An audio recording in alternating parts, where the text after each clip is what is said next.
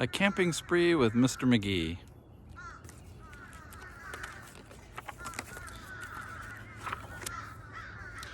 Early one morning at 7:03, Mr. Magee and his little dog Dee packed up the camper and hitched up the load, hopped in the Rambler and hit the road. They drove to the mountains far from the sea for 2 nights of camping, or possibly 3.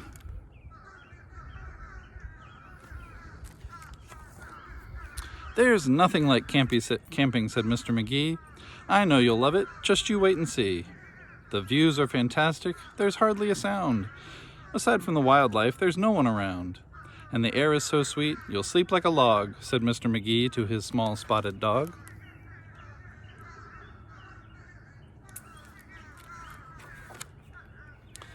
A few hours later, they took a sharp right and found a great spot to lay camp for the night.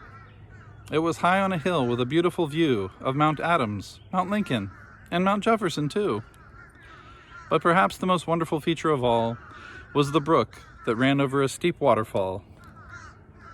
Dee gathered pine cones and branches and logs. Magee made a campfire and cooked some hot dogs. And as the sun set behind far distant knolls, they sat roasting marshmallows over the coals.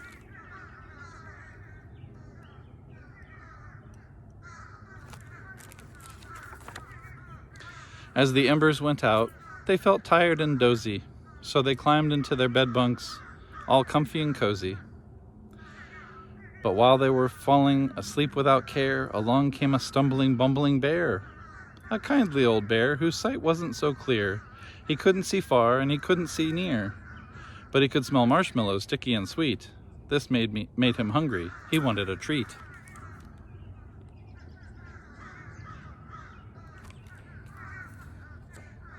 They left the marshmallows out.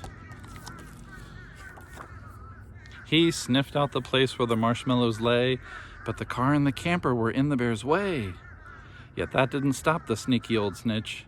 He simply tried squeezing right under the hitch, and as he was shimmying into the gap, he pushed up the hitch, which let go with a snap.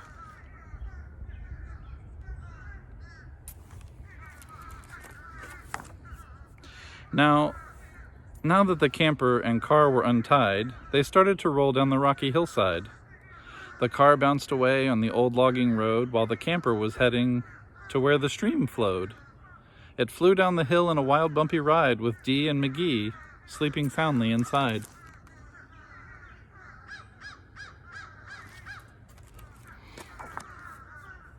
They were snoring and snoozing, enjoying a dream, when splash went the camper right into the stream.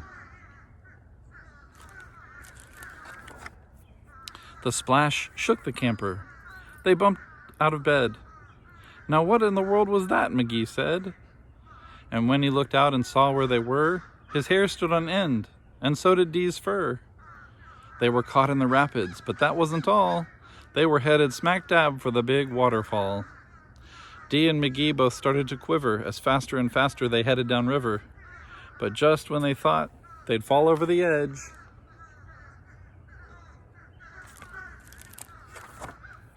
the camper got stuck on a rock at the ledge. So there they were, stranded, Magee and his pup, on the top of the waterfall, 50 feet up. Meanwhile, that nearsighted bear from before was searching for one little marshmallow more. When lo and behold, as if out of a dream, he spied something sweet floating over the stream. But what the bear thought was a marshmallow treat was really the hitch and not something to eat. Silly old bear. The bear was determined to capture his prize, so he jumped in the water right up to his thighs. He splashed through the stream to the edge of the fall and snatched up the trailer hitch, camper and all.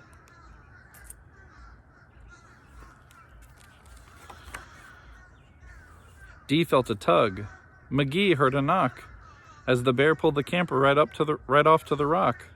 He dragged them both back, all the way back to the bank. When he realized the hitch was not sweet, but quite rank, he spit out the hitch and left in dismay, while Magee and Dee's camper again rolled away. It flew down the path with a jolt and a jar,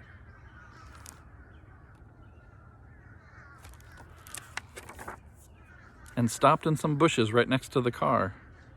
Dee popped her head out. Magee looked out too. Had they really stopped rolling? Could it be true?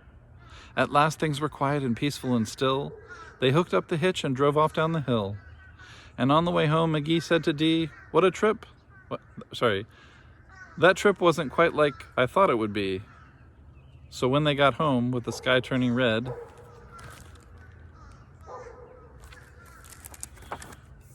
they decided to camp in the backyard instead.